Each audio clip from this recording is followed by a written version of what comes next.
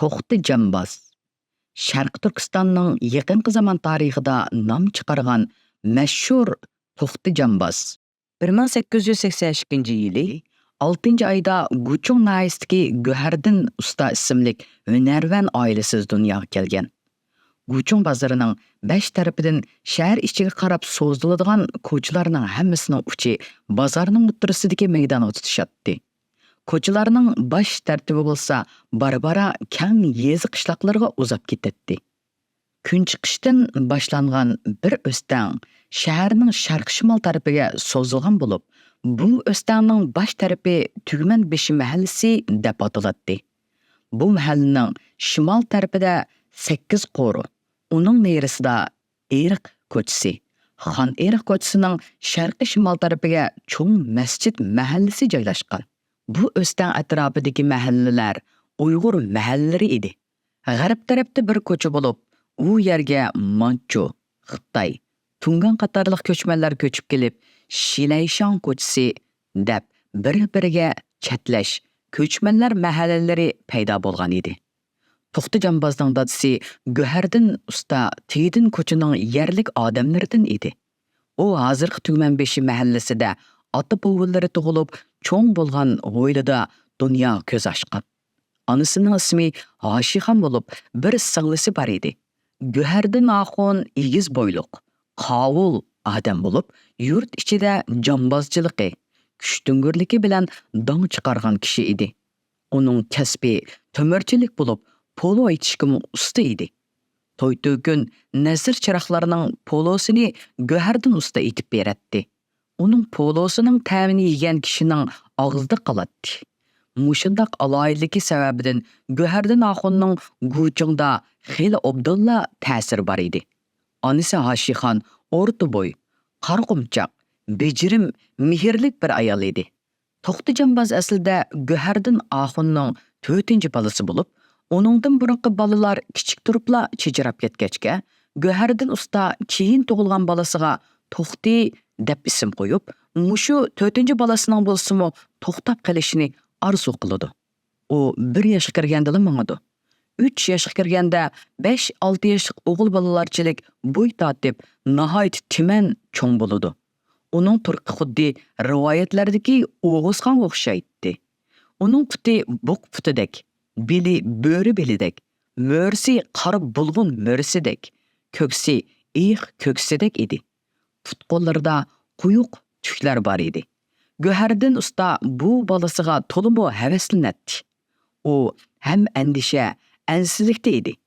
Balasi ko'zdagmisun deb ismi azam yezilgan tumar ko'z munchoq deganlarni qo'shlab esivetgan edi. 1987-yili To'xti 5 yoshga kirgan kuni ota-onasi obdan tayyorlik qilib, yurt jamoatni chaqirib, uning xatnisini qildirishga tayyorlik qiladi. Bu vaqtda To'xti dadasining oldiga kelib, qop-qora qo'y ko'zlarini asta tikib, "Ata, endi men og'illarim bilan urug' tuqqanlarni xatni to'yimga aytqil chiqsam bo'lamdi?" deb churqirab so'zlaydi. Go'hardin usta o'g'lining oldida zo'ngzib o'ltirib, uning usti beshiga sap soladi. To'xti beshiga zangar duxovi gul qo'ydirilgan chiroyli bo'k, uchisiga ko'k terakdan astarlik tik yaqiliq chapan, ichiga oq chuchunchidan ko'nglak, qora kojdan ishton, putiga yarishimliq o'tik kiygan edi. "Pah, mening o'g'lim cho'p-cho'ngli bir yigit bo'lib ketibdi-ku. Ananing qo'li guljimi o'g'lim? Balaning beliga bog'laydigan poti qani? O'g'il bola degan beliga poti bog'lamasa, u qandoqmi bejirim yigit bo'lib yetalaydi?" dedi. Onasi "Esim qursin" dedi. Da berib Go'hardin ustining ko'rsatmasi bilan uning ko'k potisini elib, o'ttirisidan yirtib qatlab, o'g'li To'xtining beliga 2 yo'gab chin chagdi-da. "Mana o'g'il bola degan bundoq bo'lish kerak" dedi. To'xtining turqiga qarab zo'xlanib. Shu arada To'xtining 2-3 og'illari yaqin yiroqlardan sunnat to'yga yetish uchun "Assalomu alaykum" deb salom berishib o'ylanga kirib kelishdi. Bular Sattar, Qodir, Mehmetlar edi. Dadasi To'xtining orqasidan qarab, "Hey Iset, qo'lim qisqa bo'lmagan bo'lsa, chilanturq taydim birini elib mündirsem, deb ağzını çakıldatdı. To'xti oilalari bilan o'yildan chiqib, mahallalarni aralab, urug' tuqqan yaqinlarini jumadan yenib o'tkaziladigan sunnat to'yiga aytib mangdi. Bulardan ba'zilar To'xtining yonchuqiga bir necha yarmoq selib qo'ysa, ba'zilar biror parcha raqni uning potisiga qistirib qo'ydi. Yana ba'zilar beliga chigib qo'ysa, ba'zilar mo'risiga ortib qo'ydi. Ustiga har xil raqlar ortilgan To'xtini ko'rgan Manju, Xitoy tungallar uning usti beshidagi har xil rangdagi raqlarga hayronlik bilan qarasa, Uyg'ur qozoq do'kondorlar habballi, cho'ng bo'psan, sunnat to'ying bo'ldi ekanda, yaramliq botir yigit bo'ljumu deyishib, To'xtini akiltib qo'yishadi. To'xtining ustidagi kiyim va raqlar uni tariltatdi. Bular o'stan bo'yidagi qora taldan bir qancha tal chiviqni ushtib, tal chiviqni ot qilishib, xushal chepishib ketishdi. To'satdilla bir it qovug'inicha ularning oldini to'sidi. Bolalar alman-talman ot qilib mingan chiviqlarini ko'tarishib, itni urishga tamshiladi. Shu asnoda qo'rg'u ichidan 10 yoshlar chammasida bir o'g'il bola chiqib, To'xtiga qarab, "Mening alabo'ynoq kuchukimga kim chiqildi?" deydi, varqirab. Uning alpozidan beshamlik chiqib turadi. Bu Ro'zi qassob degan kishining o'g'li Mahmud edi. To'xti, "Biz kuchukunga chiqilmadik. U o'zi qavab bizdan oldimizda to'sdi", deydi. "Sizlar chiqilmasanglar, bekardalla kuchukim havshamdo. Aytsha, qaysiga chiqilding?" Mahmud bu to'rt bolani kichik ko'rib, bu shumtaklarni bo'zak qilay deb o'ylagan edi. Bular bir-biriga qarashidi. To'xtining xushumi turildi. U bir qadam oldiga chiqib, "Biz uyimizga qaytish uchun bu yo'l bilan mangdoq. Kuchukunga chiqilmadik", deydi. "Ajab cho'ng gap qilsang bu shumtak." Mahmud qo'lining dumbisi bilan burnini surtib, yerga chirt qilib, birini tukurib etib, To'xtining oldiga devaylab keladi. "Meni shumtak dema. Men cho'ng bo'ldim. Bugun sunnat to'yim bo'ladi", deydi To'xti. Mahmud, "Cho'ng bo'lgan bo'lsang, mening bilan chilisha olamsan", deydi. Sattar degan og'inisi oraga kirib, "Sen 10 yoshga kirgan tursan, To'xti endi 5 yoshga kirgan tursa, sening bilan qandoq chilishqidak?" deydi. Bu vaqtda To'xti, "Chilishiman", deydi. Da etilib berib Mahmudni qoq beldan tutib, birli chirmoq bilan o'ngdisi tushirib etadi. Bu tuyuqsiz zarbidan uchib tushgan Mahmud o'rnidan qopib, qo'lining dumbisi bilan burnini shartdi etadi. Da etilib berib To'xtiga qo'l soladi. To'xti yuragini to'xtatib, u yoqdan bu yoqqa bir ikki qatam chayqalib turib, Mahmudning kayniga bir qadam surdi. Da shu daqiqada uni o'ng yonpishig'iga ilib yerga otadi. To'xtining hamrohlari churuqlashib ketadi. Varang-churangni anglab, o'ylidan chiqqan egiz bo'yliq Ro'zi qassob bu voqeani beshidan boshlab arvasining ustida o'ltirib kuzatib turgan Seti degan kishidan ahvolni uqqandan keyin ochchig'ida nomardlik qilgan o'g'lini ikki shaploq selib etadi.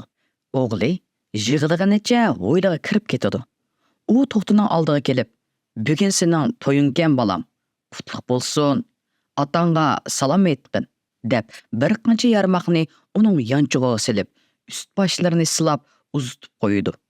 Ro'z qassob To'xtining badallarining chingligini ko'rib hayron qoladi. U ichida "Chelishchining bolasi yanala chelishchi bo'ladi ekanda", deb o'ylab qoladi. Mana bu voqea To'xti jonbozning hayotidagi birinchi qatimliq maydonga tushishi edi. To'xti kichkidan boshlab madrasalarda o'qigan.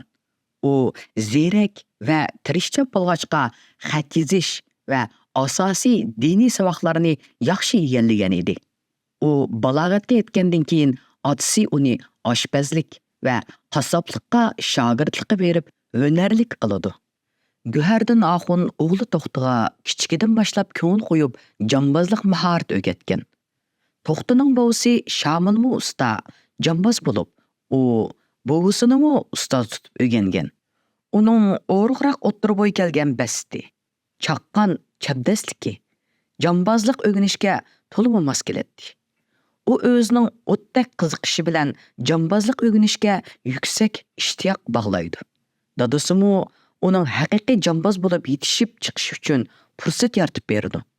U otasi, buvisi va ustozlarining o'rgatgan mahoratlarini jafoga chidab tirishib o'rganib, o'z zamonasida Sharq Turkistonda eng oldingi qatoradagi mahir jamboz bo'lib yetishib chiqqan. To'xti jamboz o'rgangan mahoratlariga qanoat qilmay, 1890-yillardan boshlab yana Sharq Turkistonda jamboz deb atalgan Chin usta, Ye Jianjiang, Deng Ahun, Ga Imam, Zhu Laowu, Shi Yushi, Mo Jingtai qatorliq 7 nafar Xitoy tungan jambozlardan hunar o'rgangan. No'ruz va bazma mashrablarda o'zining jambozlik mahoratlarini namoyon qilib, Sharq Turkistonda yuqori obro'y qozongan. 1920-yillarga kelganda uning danqi To'xti jamboz degan nom bilan butun Sharq Turkiston zaminini, hatto Xitoy va Rossiya qatorliq davlatlargacha tarqalgan. To'xti jamboz 40 yoshlarga kirgan mezgilida ko'zlari chaqnab turadigan, qop-qora quyuq soqollari o'ziga to'liq yarashgan, zabardast palvon bo'lib yetilgan. Uning badan saposining jambozlikqa mos kelishi, quvvatlik bo'lishi, otasi va buvisining ko'ngil qo'yib tarbiyalashi, o'zining qizg'inligi va bir qancha ustining mahoratini o'rganganlarini ijobiy yo'sinda o'zaro moslashtirib, yangi jambozlik mahoratini barpo qilgan. Masalan, To'xtaxun jamboz pichoq etish mahoratini taraqqiy qildirish asosida cho'ki etish mahoratini borliqqa keltirgan. Uning cho'ki etish mahoratimi alayda bo'lib, qumush cho'kini kuchi bilan atqanida tunuq achilarni tishib o'tib ketadi ekan.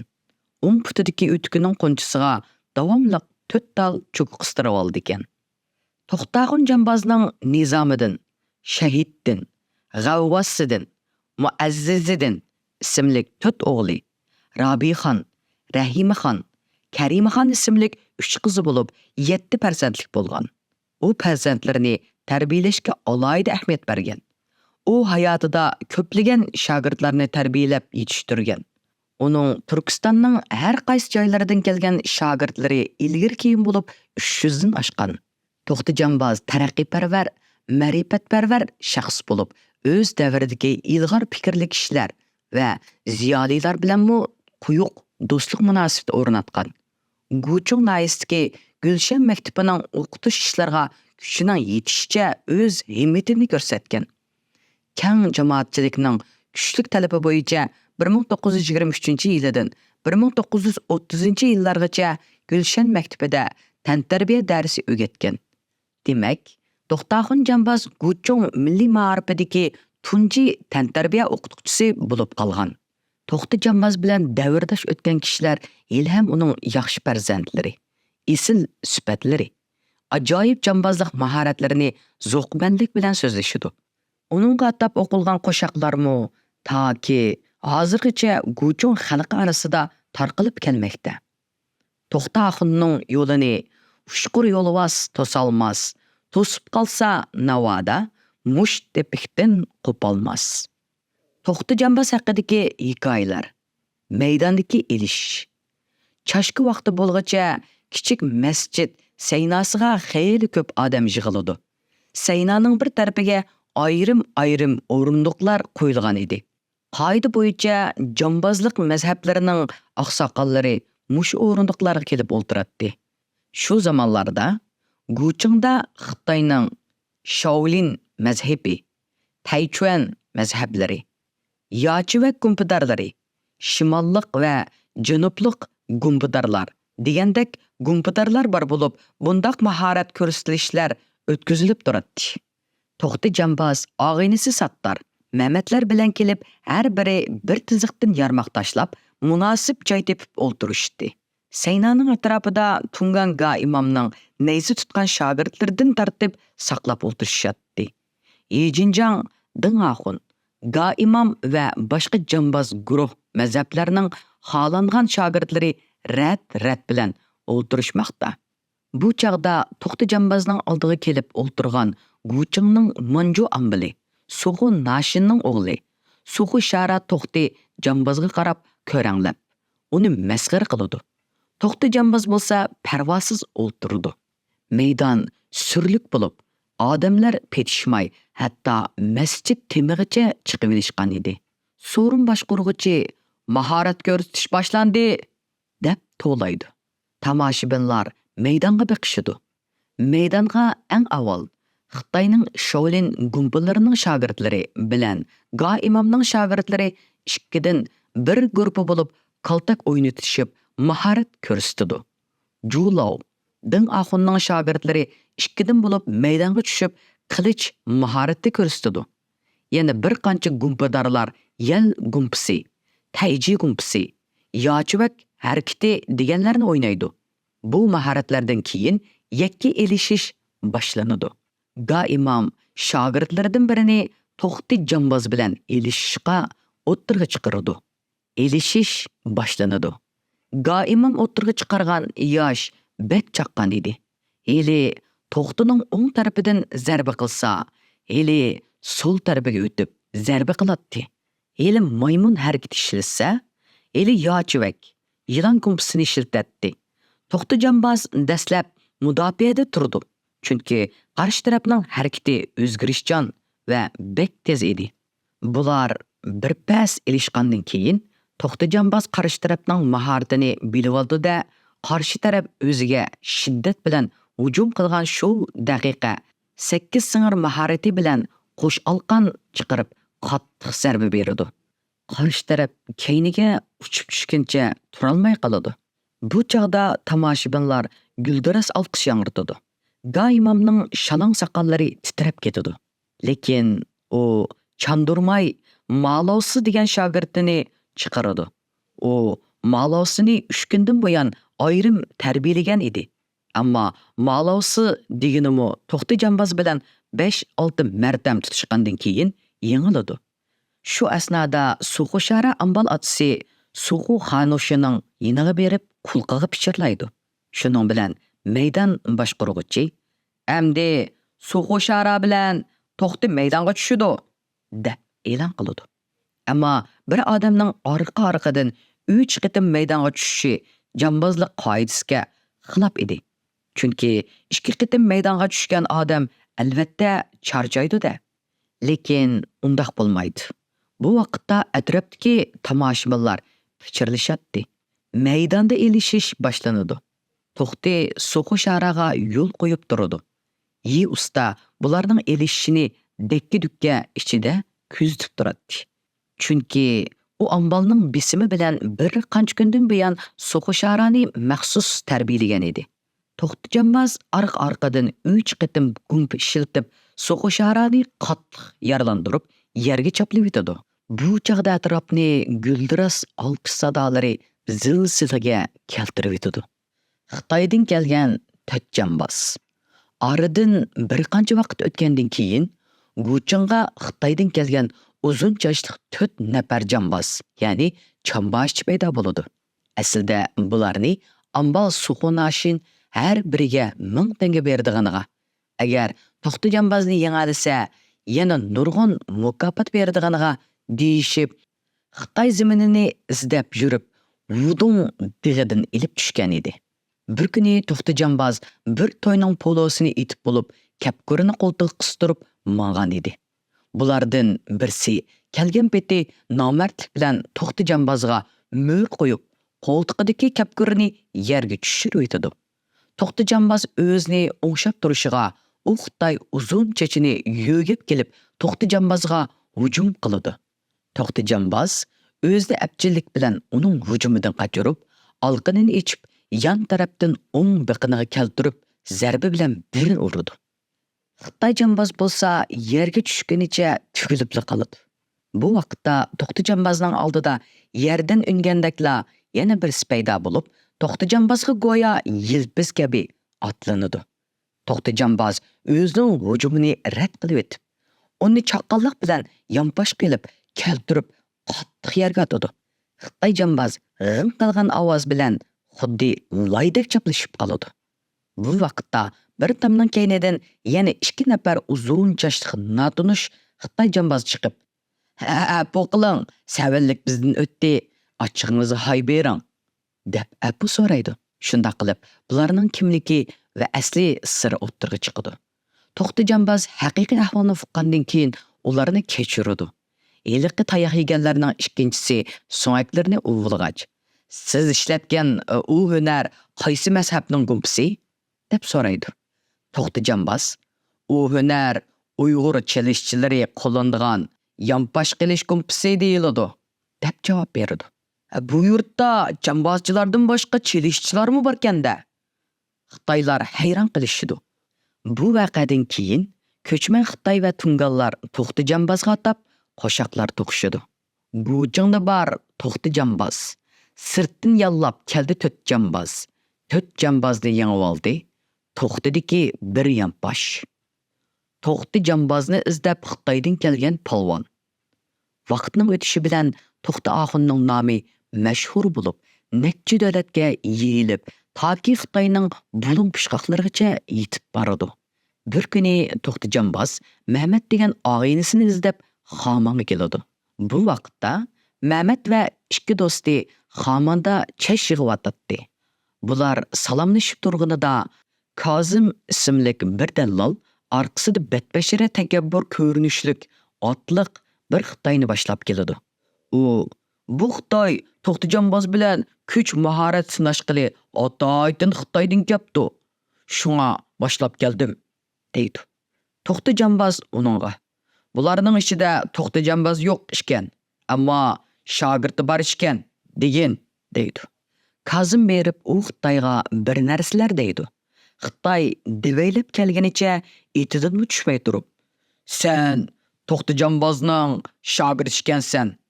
Ustangning nega ketganini bildigansan" deydi. To'xti jambaz uning adabsizligiga ochiq kelgan bo'lsa-mu, chandurmay "To'xti Oxun ana oshu Tugmanbeshi mahallasida o'ltiradi" deb mahalla tarafni ko'rsatdi. U Xitoy ot ustida turibla eriq bo'yidagi tirak ko'chatidan birini shartida yulib olib, mahalla tarafga tanglab turib, "O mahallada damsan yoki mau tarafdami?" deydi. U Xitoyning o'zini ko'rsatib, kuch ko'rsatayotganiga ochiq kelgan To'xti jambaz yenidagi Xamon tepadigan tuluqni temir qo'zqidan tutibla mahalla tarafga qaratib, "Mau tarafdagisi cho'ng masjid mahallasi, o tarafdagisi To'xti Oxunning mahallasi." Yo'g'on bir tosh tuluqni xuddi bir tal tayoqni ko'targandekli ko'tarib, parvosiz qarab turganini ko'rgan yiliqi Xitoy cho'chib ketib, "Shogirdi mundoq bo'lsa, usti qandadu" deb o'ylaydi-da, lom jim demasdan kelgan tarafga burilib, ko'zdan g'oyib bo'ladi. Majunging Guchungda. "Ey xaloyiq, eshitmadim demanglar. Gosiling Majunging qo'mondan Guchungni hujum bilan oldi. Bugun shu g'albining sharafiga harbiy gazarma o'ylasida maydon tuzab, chamboshchilar ilishi o'tkazmoqchi. Jimi puqra shu tarafga manglar. Barmag'ininglar jazosini tortidi." Bu Rushraxun Yaltapanning ovozi edi. Uning yanida bir tungan askar qo'lidagi mis jangni arlab urib qo'yatdi. G'arbiy gazarma janubiy quvuq bilan sharqiy quvuq oraliqida edi. Majungin 1933-yili 3-oyda 2 qatim Sharq Turkiston zamoniga kelgan va Li Xayri degan Xitoyning qo'lidan bu gazarmani o'ngayla tortib olgan edi. Kishilar harbiy gazarma tarafga oqmoqda. Uning ichida Uyg'ur, Xitoy, Tungan, hatto bozorga mol sotqili kirgan qozoq, mong'ollarmi, savdogar, bozorchi, dehqonlarmi bor edi. Harbiy gazarma maydoni kengri bo'lganiga qaramay odamlarga liq to'lgan bo'lib, maydon atrofi ishik va o'gizlarda qorovullar bor edi. Jambozlik mahorati ko'rsatiladi degan maydon ba'ayni jazo ijro qilinadigan maydondak surlik tus olgan edi. Maydonning to'rt tarafiga yog'ochdan ko'tarma qilib sup tortilgan. Supining atrofida Majunging va uning lashkar boshliqlari o'rin olgan. Ularning yanida Ding Oxun, Samat Hoji, Eminbay, Qara Hoji qatorliq mo'tavarlar o'rin olgan edi. ularga ulashib Gaimam shogirdlari bilan. Ularning yanida bo'lsa To'xtijonboz, Sattar, Mehmet, Qodir, Dugamet apandi, Shaudin apandi, Hidoyatullo Xalpat qatorliqlar o'rin olgan edi. Bu qitimqi maydon bir qitimliq ko'rak, do'stona mahorat ko'rsatish bo'ladi, deb jar soladi. Maydon boshqaruvchi ofitser. Go'chong, jambozlar yurti hisoblandi. Shunga har qaysi mazhab, har qaysi millat vakillari o'ttirg'i tushib, mahorat ko'rsatsin. Mahoratda kamolatga yetganlar mukofotlanadi va Majunyin qo'mondan xodimlarga harbiy amal ato qilib, o'z qo'shonidan xizmat beradi. Oldi bilan Majunyinning askarlari ichidagi jambozlar orqa-orqadan mahorat ko'rsatdi. Ondan Guchung jambozlardan Gaimamning shogirdi Baysung, Yenjangning shogirdidan Jangsan Wangtovlar mahorat ko'rsatdi. Ulardan keyin Hidoyatullo Xalpat, uningdan keyin To'xti jamboz mahorat ko'rsatishga boshlaydi. To'xti Axun maydonga tushganda maydon timtasliq cho'midi. To'xti Axun oldi bilan 18 xil qurol ishlatish mahoratini ko'rsatdi. Orqadan 18 xil tipik mahoratini, olqon bilan sham o'chirish mahoratini ko'rsatdi. Oxirdaroq Xogun gumpusini ko'rsatdi. U maydonda u yoqdan bu yoqqa vishildab o'tsa, kishilar faqat uning g'o'yildab o'tgan shapisini anglab, g'uva bir simoning u tarafdan bu tarafga go'yo arvohdek uchib yurgidila bayqaydi. Maydondagilar uning quyuntoz yoki To'xti jamboz ekanligini, uning beshi qaysi tarafda, oyiqi qaysi yoqda ekanligini anqirishga imkon topolmaydi. To'xti jamboz eng oxirida lachin qanot mahoratini ko'rsatdi. Bu harakatning qiyinlik darajasi bakmi yuqori bo'lib, u bu mahoratini faqat o'g'li Nizomiddin bilan Hidoyatullo Xalpatga o'rgatgan edi. To'xti jamboz bu mahoratini ko'rsatganida Majunyinning jambozlari va Guchungdagi jambozlar hangtang qoladi. U mahoratining oxirgi bir harakatini bakmi yuqori mahorat bilan o'rinlab, o'rindan ko'klab odam bo'yi o'rlaydi. Shu daqiqada Gaimamning yanida turgan malovsi belakdak tumliqda bir gaz uzunliqdagi yog'ochni To'xti jambozning chatirqiga udullab atadi. To'xti jambozning joyeri qattiq zarbaga uchraydi. Ammo tomoshabinlar bu suiqasdni ko'rmay qolg'achqa to'xtamay olqish yangratatdi. Ammo To'xti jamboz dardini o'zi bilib qoladi. Malovsining kichigidanla To'xti jambozga o'chi bor edi.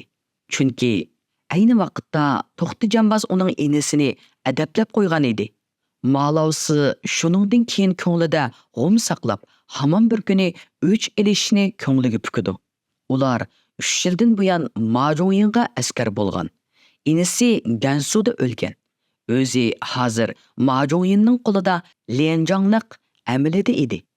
Malovsining namardligini ko'zi o'tkir bir qancha jamboz bayqab qoladi. Hidoyatullo Xalpat yugurib berib, To'xti jambozni yo'lab elib tushidi. Malovsi Gaimamning shogirdi edi. Bu chaqda Gaimam g'azab bilan Malovsini bir shaplaq uruytidi. Santurlib to'xtagan Malovsi achchig'ida tapanchasini chiqarib, o'zining ustisi Gaimamni etib etadi. Baysong ustisini atgan Malovsining gelini siqibla uning jinini oladi. Boshqa jambozlarmo davrab ketadi. Pang-pang qilgan ovozlar bilan maydon patparaqchilikqa cho'midi. Bu qalaymaqanchilikda diniy mo'tavar Samat hoji din axunlarga o'q tegib qazo qiladi. Bu ko'rak Guchungliklarga baloy qazo olib keladi. Gaimam Samat hoji din axunlarining qazo qilgani Guchung xalqining Majunyinga bo'lgan o'chmanligini texmu qo'zg'ab etadi. Majunyin bo'lsa g'ipli qilib jimisarga tikib etadi.